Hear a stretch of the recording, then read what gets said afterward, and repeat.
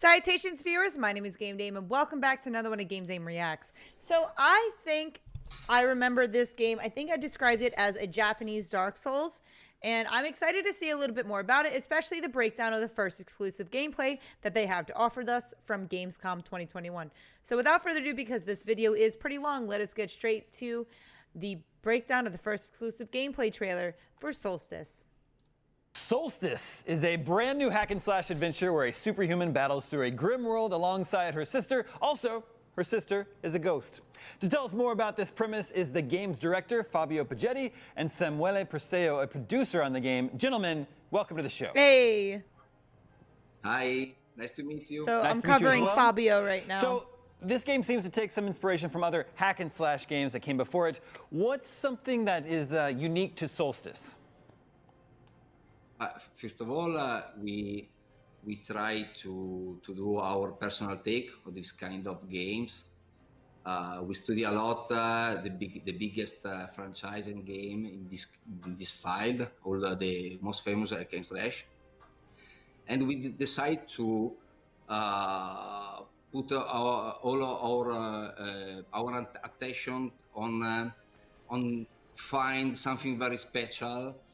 And in this case, we decide to move on the decision to create an hack and slash based on two different characters controlled at the same time. Okay. In this case, our game shows two sisters, Briar and Lut, and all the game is focused on these two sisters from both gameplay and story, of course. So what can you tell us about these two sisters? Yeah, I like the two sister concept for the sure. idea of these two main characters born during several meetings with my designer, and during this meeting we decided to move on this kind of game in genre, and I love so much Japanese animation mangas. And It's great. I like very much dark fantasy, especially Berserk from Tetsuya. Yes! And I Berserk! find this opportunity very unique to try to create two strong characters using Berserk and Claymore as a reference. And Claymore is fantastic. With that in mind, we start to work around these two sisters with a very terrible past and a great mission for the game. What we can tell you story-wise about them is that they're not the only ones in this world to have this sort of relationship between Swordman and the Shade. That's how we call the ghost. Because these are sort of living weapons that have been created by religious order to face these enemies that come from the other side of the veil, from the dimension of chaos. So the idea is that you need this hybrid, this mix of different abilities to face these enemies. What makes each chimera, because they're called chimeras, what makes each chimera unique is a relationship between the two characters. Obviously, Bar and Lut are the ones that we will get to know best because they are our main characters, but you will have the chance to meet others in the game and see the inherent danger that this condition, their own life and uneasy balance represents. And I like that. I like that a lot. We can tell you something, not too much because we don't want to spoil the story. Obviously. But they didn't have a say in their transformation, in their rebirth. And the way that each one of them reacts to this is different. And since they're always on screen together, they get to have a voice about what they face and the story as it unfolds. So the idea is that we have not only one but two characters facing their own narrative arcs and trying to solve some issues between them as well as the story goes on. So even though there are two main characters, is this a single-player game? Yes, but in 100%. truth, you get to control directly Briar, the sword woman.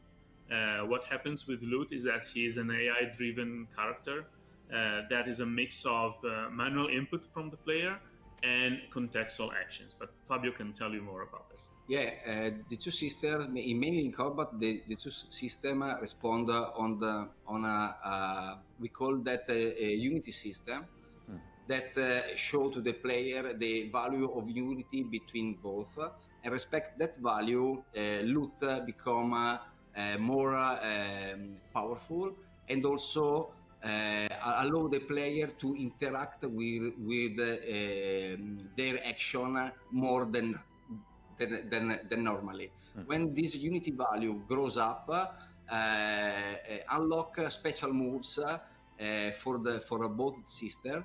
And these special move consist in a very powerful special attack that the two sisters do in complete synergy. On a higher level, the two sisters become more and more powerful, but I can say more on that because there is something special in the future respect this kind of unity system.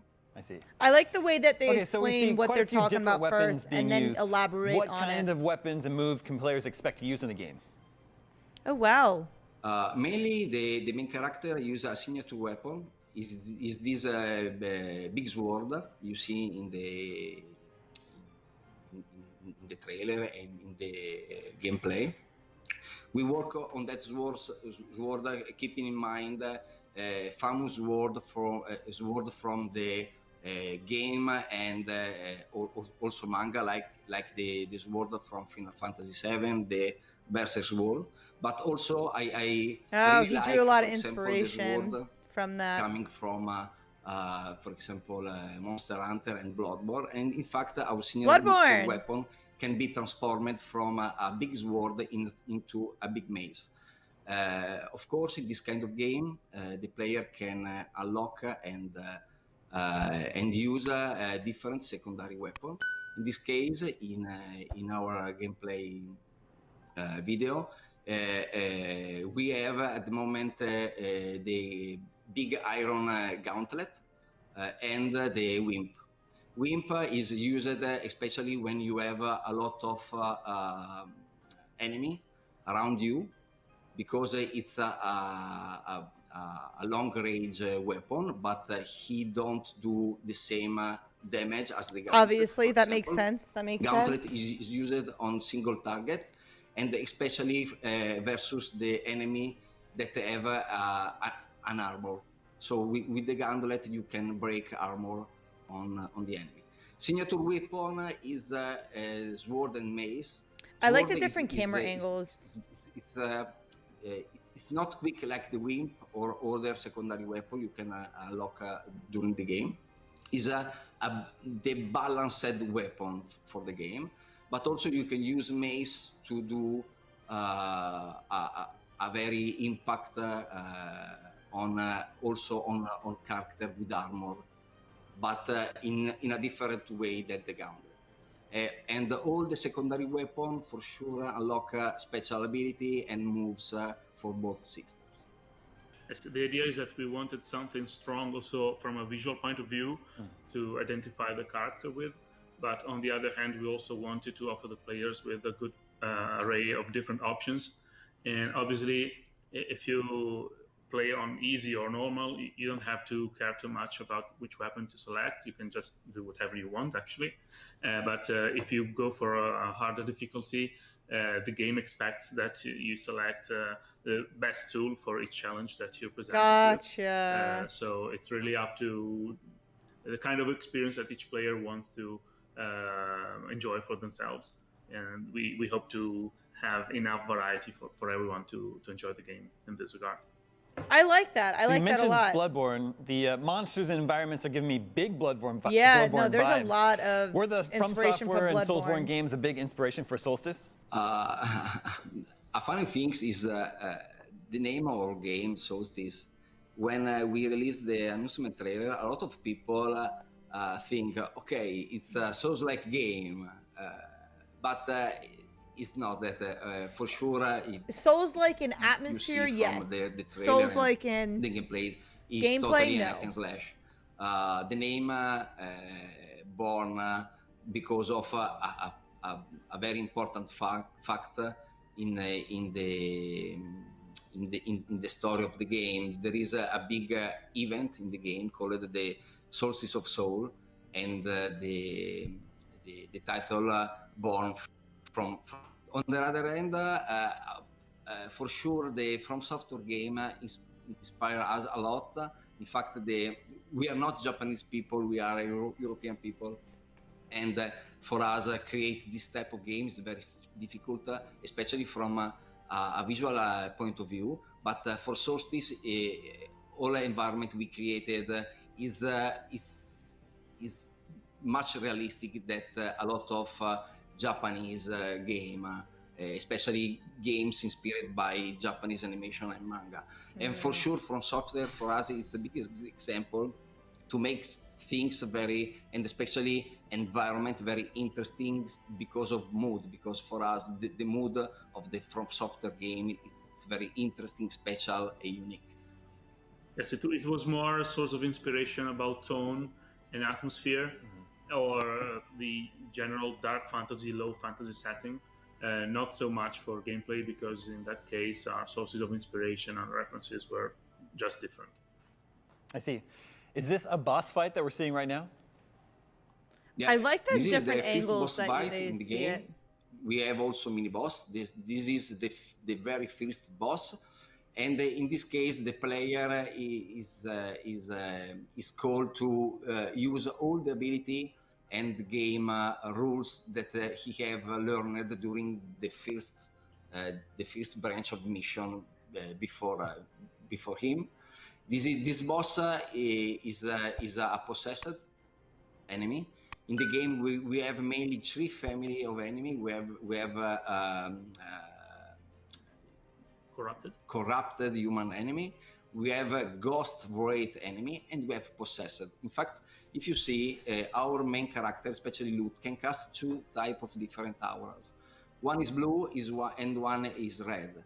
Here, our reference for sure is Ikaruga, and with these two kind of aura, Lute, for example, with the blue aura can materialize a ghost bright enemy, and in this case, for this boss, with the red one, he allow Briar, the big sister, to hit the enemy, because if you don't activate the red aura, you can't damage possessed family enemy. Okay. Yes, the idea is that this aura system is designed to make each fight different, and to cause it to play out in a different way according to the objectives, the targets that you set for yourself. So, for example, there may be a wraith attacking from a distance, and you may want to use your aura to get close and target it. But at the same time, you might have other types of enemies that will try to, gain the advantage because of the fact that you're not dealing with them directly. And this also is strictly related to the presence of both character in each fight, because the idea was that we want the player to drive the battle, and Lute is there to make it possible to deal with enemies that surround you, or that try and attack you from behind, for example. She will be able to shield you, or to bounce them off, or to hit them from a distance. I'm glad I didn't finish that cutscene for that boss. There's a lot of different events going on in each arena, and the idea is that Lute makes it possible for you to dominate these arenas nonetheless. Well, you had me at Ikaruga. That is the magic word, one of my favorite games of all time. Soulstice is looking amazing. It's definitely one we can't wait to see more of. Thank you both for stopping by. Stick around for more Gamescom 2021 right here on IG. I agree. Soulstice actually looks really, really cool. I knew they had inspiration from the Souls games. I didn't know which one specifically, but it was Bloodborne makes most sense, especially with the transformative weapon that they have. And the atmosphere is definitely Souls-like, but the gameplay is totally different. It is a lot more hack and slash, and the bosses kind of feel like that. So the atmosphere is very Souls-like, but the gameplay is a lot more anime style. And I knew he drew a lot of inspiration from anime manga, just in general, just because of the fact of the character herself, and then her sister, as well as some of the special effects they have when they're in their fighting style. So I think this game looks incredibly well done, and there's a lot of thought process behind it, which I really love. So this is a game I'm definitely putting on my list and I'm keeping myself looking out for. Pretty much, I'm on the lookout. That's what I'm trying to say for this game. So let me know in the comments down below if you guys thought this gameplay was solid and what you thought it drew inspiration from, other than what they were saying. Like, what did you first think when you first saw the announcement trailer for Soulstice? And now, what do you agree with half the stuff they said about their inspiration, or do you think this with how they've, I don't know how to explain it, other than do you just agree with them or not? If not, let me know in the comments down below. But that is all the time I have for you guys today. Thank you guys so much for watching. I highly appreciate your time as always. But please do not forget to subscribe and or follow, not only to my YouTube, but to my Twitch. You guys know where my YouTube is at, but you can find my Twitch at twitch.tv/thegamedame. Thanks guys, and I'll see you in the next video. Bye-bye.